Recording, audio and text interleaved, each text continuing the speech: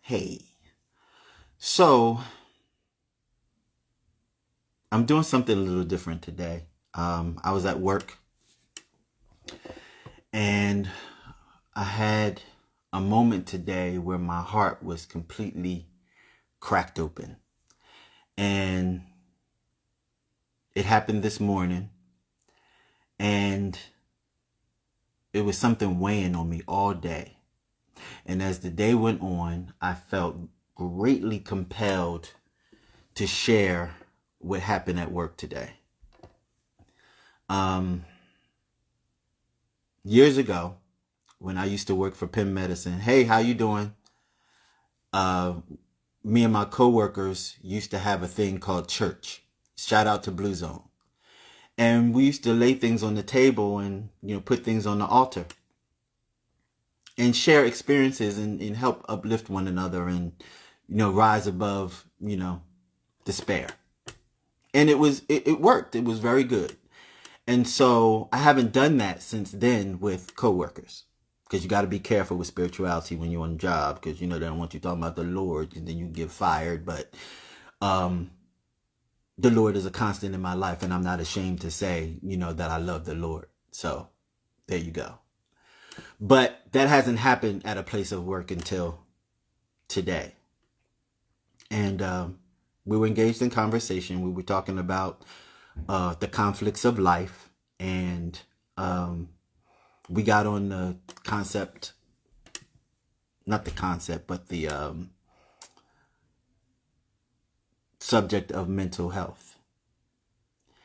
And I was sharing my testimony about my bouts with depression.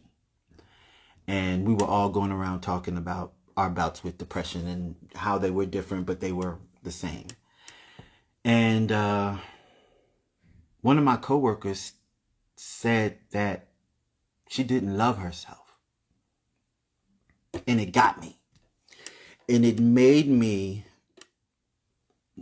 just want to dig in and give her a piece of what I have. So we had a long conversation about how it is vital for her to love herself. Because if you don't love yourself, which is the core of your existence. If you don't love yourself, everything else fails. And this is a woman that wears her religion or her spirituality, spirituality and her religion, on her sleeve. And my question to her is, well, what is your faith made of? Like, what are you getting out of the teachings of your faith if you don't love yourself? Because that's a part of it. And she couldn't answer it. Then she went on to, hey, Doc, what's going on? Then she went on to talk about her childhood, and I began to understand a little bit more.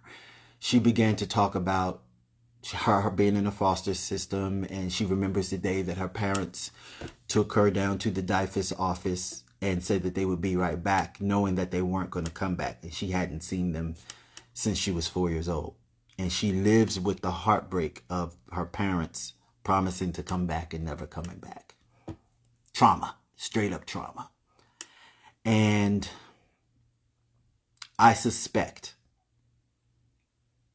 that she was abused in the foster system. And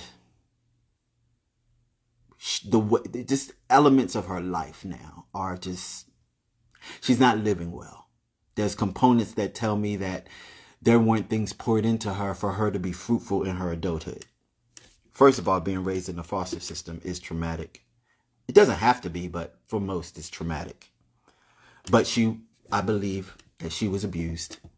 And we talked about her being that little girl in the foster system. And she said that little girl is dead. And I said to her, no, she's not. Because that little girl grew up to be you. And one of the components for her loving herself is that she's going to have to go back and reach back for that little girl and stand in the gap. When all those adults did her wrong, she has to be the adult to wrap her arms around that little girl that she once was and love her. And if she didn't do that, it was going to be hard for her to reconcile with where she is now to actually love herself.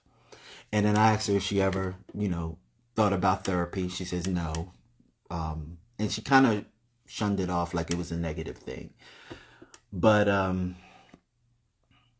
what I will say is, in my mind, I deem her as a work in progress because I'm not going to give up on her. I'm going to keep talking to her and try to encourage her to go to therapy. But I just want to say, and this is why I got on here, people, take care of yourselves. And it's not easy. It's not easy by any means. But we have to do the work. If you want better for yourself and everything around you and everything you touch, and if you have offspring, your children, your relationships in your life, spouse, friendships, sisters and brothers, you got to do the work. You got to, again, love yourself first, because that's the root of it. And if you're a person that's in faith, I challenge you and I ask you, what is your faith teaching you if you're one that doesn't love yourself? We got to rise above the trauma. We got to deal with whatever hard issues that we have to deal with.